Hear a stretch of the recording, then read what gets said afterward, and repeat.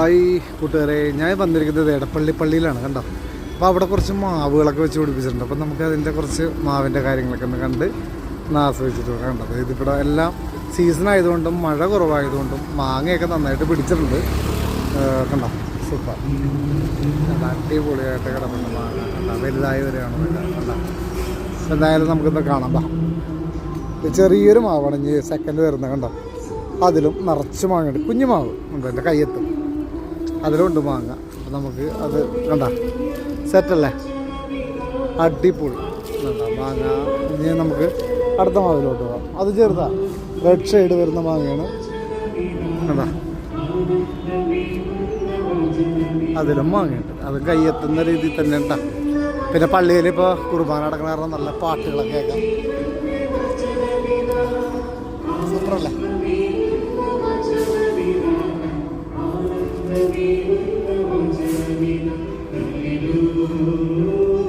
അടുത്ത മാവ് അതാ കയ്യെത്തുന്ന രീതിയിലാണ് ആൾക്കാർ പറിച്ചെന്നെടുക്കണല്ലോ. നല്ല അടിപൊളി അടിപൊളി. അടുത്ത മാവിലോട്ട് അത് നിറച്ച് മാങ്ങ നോക്കി.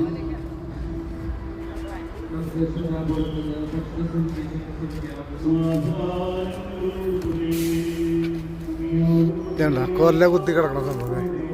അങ്ങനെയുണ്ട്, പൊളിയല്ലേ? ആടി പൊളി.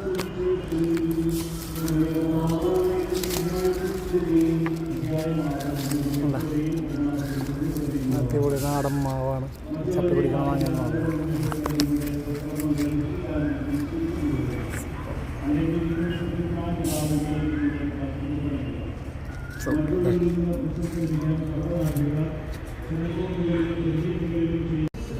പിന്നെ കണ്ടതേ അടിപൊളി പൂവിട്ടിട്ടുള്ളതില്ല, നിറച്ച് പൂവാണ്ട.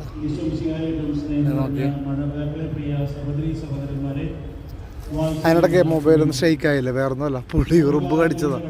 പുളിയുറുമ്പ് കടിച്ച് പറിച്ചെടുത്ത് കഴിയുന്നു. അപ്പോൾ എല്ലാത്തിനും കൂട്ടിക്കാൻ വേണ്ടി തട്ടി മാറ്റിയതാണ്. അല്ല സൂപ്പറായിട്ട് കിട്ടി കടി, കുഴപ്പമില്ല. മാങ്ങ